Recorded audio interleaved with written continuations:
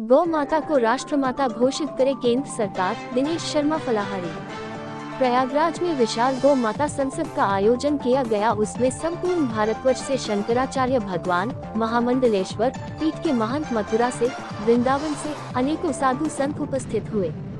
इस समारोह में श्री कृष्ण जन्मभूमि मंदिर का केस लड़ रहे दिनेश शर्मा भी मौजूद रहे। दिनेश शर्मा ने कहा कि गौमाता को केंद्र सरकार द्वारा राष्ट्रमाता घोषित कर देना चाहिए, क्योंकि गौमाता के दूध में अमृत है। गौ माता में 33 कोटि प्रकार के देवता विराजमान है। जहां गौ माता का सम्मान होगा वह देश सोने की चिड़िया कहलाएगा, क्योंकि सभी शास्त्रों में लिखा हुआ है, गौ माता पर जहां भी अत्याचार होता वहां पर प्रलय भी आ सकती है। उन्होंने कहा, गौ माता विश्व की माता है। गौ माता जहाँ खुश होगी वही रामराज है। इस मौके पर हजारों गौ भक्त संसद में उपस्थित रहे। अयोध्या में इस विशाल कार्यक्रम में संपूर्ण भारत से गौ भक्त आए। मंच पर बैठे हुए समस्त उपस्थित शंकराचार्य पीठ के संत भगवान और दिनेश शर्मा ने विचार व्यक्त किए। अब समय आ गया है कि गौ माता का हत्या करने वाले को लाल किले से फांसी दी जाए, क्योंकि जब गौ माता को राष्ट्र माता घोषित कर देंगे तो किसी भी धर्म के मानने वाले व्यक्ति की हिम्मत नहीं पड़ेगी वह माता की तरफ आंख उठाकर देख ले। प्राचीन काल में सनातन धर्म की पहचान ही गौ माता से थी। भगवान श्री कृष्ण को गौ माता अत्यंत प्रिय थी। दिनेश शर्मा ने कहा कि भगवान श्री कृष्ण को गौ माता इतनी प्रिय थी कि उनको चराने के लिए स्वयं जंगलों में नंगे पैर जाते थे और माखन मिश्री खाते थे, और यशोदा मैया, नंद बाबा ने भी उसे समय 1 लाख गौ माता का सेवा करते थे।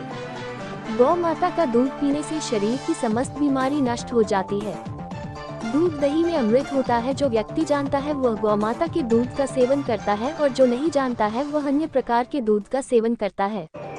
लेकिन सभी संत भगवान का मानना है कि गौ माता के दूध पीने से बीमारियां कम हो जाती हैं। इसलिए ज्यादातर संतों ने मंच से यही उद्बोधन किया कि गौ माता को केंद्र सरकार द्वारा राष्ट्रमाता घोषित कर देना चाहिए। जगह जगह से आए संत महात्माओं ने कहा कि अब समय आ गया है, सनातनियों की सरकार है। यदि इस सरकार में गौ माता को राष्ट्रमाता घोषित नहीं करेंगे तो क्या सपा बसपा में करेंगे। उन्होंने कहा कि अब वह दिन दूर नहीं जब जल्द से जल्द केंद्र सरकार गौ माता को राष्ट्रमाता घोषित करेगी और हमारा देश फिर से सोने की चिड़िया बनेगी। इस गौ संसद में सभी के द्वारा निर्णय लिया गया कि गौ माता को रामा गौ माता नाम दिया गया और गौ आयोग बनाने की घोषणा की गई। सभी ने एक स्वर से गौ माता को पशु की श्रेणी से हटाकर राष्ट्रीय गौ माता घोषित किया जाए, और ये भी कहा कि कोई भी हिंदू गौमांस खाता हो तो उसको हिंदू धर्म से उसका बहिष्कार कर दिया जाए। Mahesh Sharma, bureau chief, Mathura, Uttar Pradesh. आज यहाँ पर गौ संसद का आयोजन किया गया है, जिसमें सभी शंकराचार्य भगवान उपस्थित रहे, सभी महामंडलेश्वर उपस्थित रहे, पीठाधीश्वर और संपूर्ण भारतवर्ष से सभी गौभक्त आए हुए हैं। सभी गौभक्तों ने एक स्वर से कहा है कि गौ माता को राष्ट्रीय गौ माता घोषित कर दिया जाए, क्योंकि गौ माता के दूध में अमृत होता है।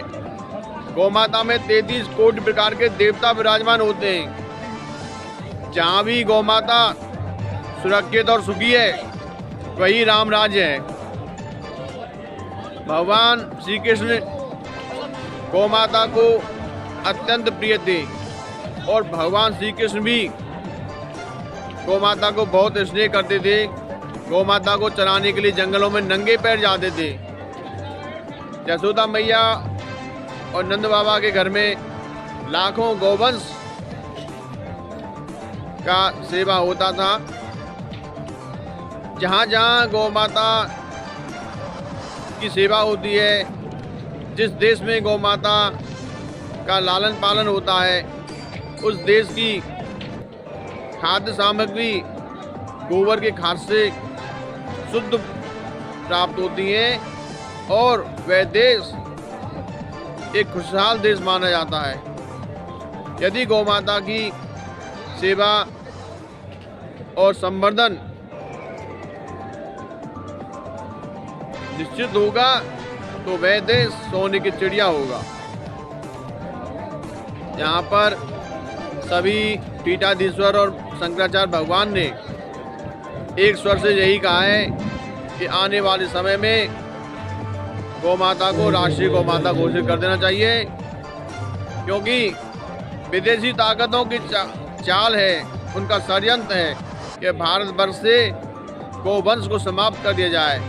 इसीलिए विदेशी ताकतें भारत से गौवंश को ऊंची कीमतों में खरीद रही हैं। वो चाहते हैं कि भारतवर्ष में खुशहाली नहीं रहे।